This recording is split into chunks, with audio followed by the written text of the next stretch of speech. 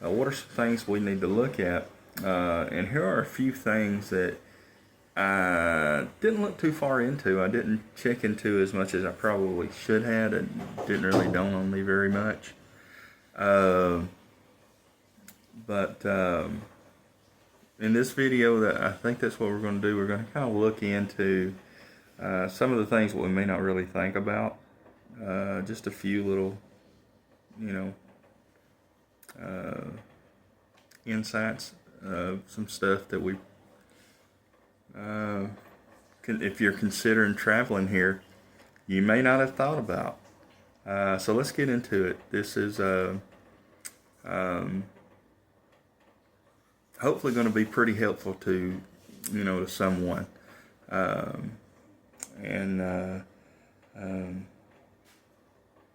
After being here for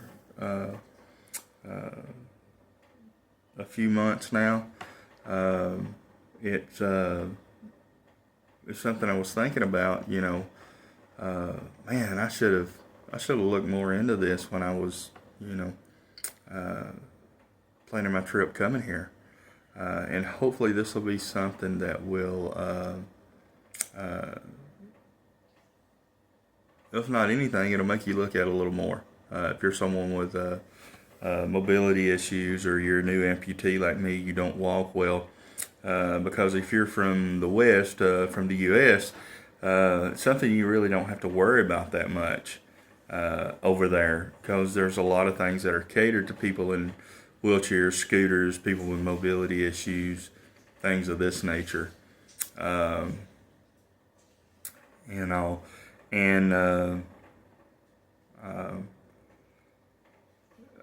will say this. One thing is in the Philippines in particular, let's say you're someone that's in a wheelchair, or you have a mobility scooter or something, and you enjoy going out, walking the streets, this and that. Something that I found is you may be on a good solid sidewalk, and for a few blocks, and all of a sudden you're at the end of it. There's no down ramp, and if you're on a scooter and a wheelchair, some sort of mobility device, you're stuck, and you're turning around going that whole distance back. These are some things they didn't think about. They didn't think about ramps at crossings and things of this nature. Businesses are the same way. There's a lot of them. They'll have a ramp into the store, and they direct you out a whole different area, a whole different door. You have to go out. They want to let you. It's a one-way in, and one way in and one way out, but you can go in one door and you have to go out another door, is what I'm saying. And there's no ramp on that other door. They didn't think about that. They thought about a ramp going in that side, the other side, but not where you're going out at. There's restaurants that are that way. There's stores that are that way. Thankfully, the malls typically have at most entrances, the malls that you go into, you typically don't have any issues or something like that. But up and down ramps at places can be challenging. There's a lot of times where I'm on my mobility scooter and I'm turning around going back many blocks because there's a way onto it, but there's no way to get off at the other end. You're turning around on a little path, having to come back on the sidewalk to where you just went up on. And if you're new to the area, that can be a little frustrating. And then you've got people that they'll lay on the street and they'll sleep on the sidewalk. And so, that can be challenging in itself, and all that. But a few more things to look at. Let's get into this video. Hopefully it'll help you. The last condo I was at before we come here, it was great. Great condo, it really was. It was a great place. It was a nice area, it really was. It's not 100% my cup of tea at that particular place. But I don't have a whole lot bad to say about it. But this was an issue. I did have some complications with this. So taking a shower as a big man and an amputee, I don't like getting my leg wet a lot. I just don't like doing it. There's certain components of it can eventually become an issue with the type of leg that I have. Most legs are going to have some of the same components that could have issues with getting wet. It's going to require more heavy duty maintenance to that leg. But anyhow, showering. With a shower that I have here, this shower is absolutely, I mean, it's monstrous for a small condo. This is really small condo here. It's so small, there's not even a real couch. It's like a half couch with no back. It's just got arms. And it's low. I don't sit on it. It would just be too hard for me to get up off of it. It's hard for me on a regular couch. Not hard, it's just, there's a challenge there.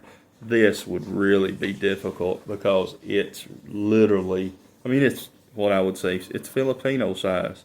And you have to come to understand that when you come to the Philippines. Most everything is Filipino size. And not everybody anywhere is as big as I am. 6'4", 6'5", over 300 pounds. A lot of places don't account for that. But the Philippines is notorious for, they're going to have their houses, apartments, condos set up for most other Filipinos, and most Filipinos are smaller people, lighter weight, stuff like that. So this bathroom here for this condo, which is small for a studio condo or whatever, this one's a studio, the bathroom is monstrous. The bathroom takes up half of the space. It's almost twice the size of the bathroom that we were at the other condo in IT Park. So when you rent places as an amputee or someone with mobility issues, think about that when you go to rent your condo or your apartment or whatever. What's the bathroom set up? Because it was nothing it didn't even cross my mind. I didn't really think a whole lot about it. To actually double check, and sometimes the pictures on these Airbnbs and these websites can be deceiving. So that's one thing I'm going to say. For me, that's important because it affected how much I took a shower over there, to be honest with you, because sitting in that shower was difficult.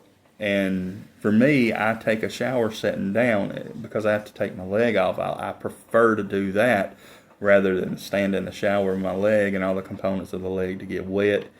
I don't want to rush the deterioration of the leg no more than I needed. So that's just something to look at, is consider your shower situation as an amputee especially, or someone if you're missing a limb or a leg or whatever. And that's really more for the amputees or people that need to sit when they shower, if that's what you do. Think about that. Think about the size of the shower, especially if you're a bigger person as an amputee. If you're over a certain height, if you're over six foot and you weigh more than 230, 240 pounds, I'm going to say, if you're a larger person of any caliber, as far as that's concerned, think about your shower situation because it can be difficult. And the next thing, elevators. Think about that situation. Understanding the higher the floor, if the elevator goes out, that's more floors you're going to have to walk down if you need to get down and you don't have an elevator to do that. That's an issue that's arose as well, and just something to think about.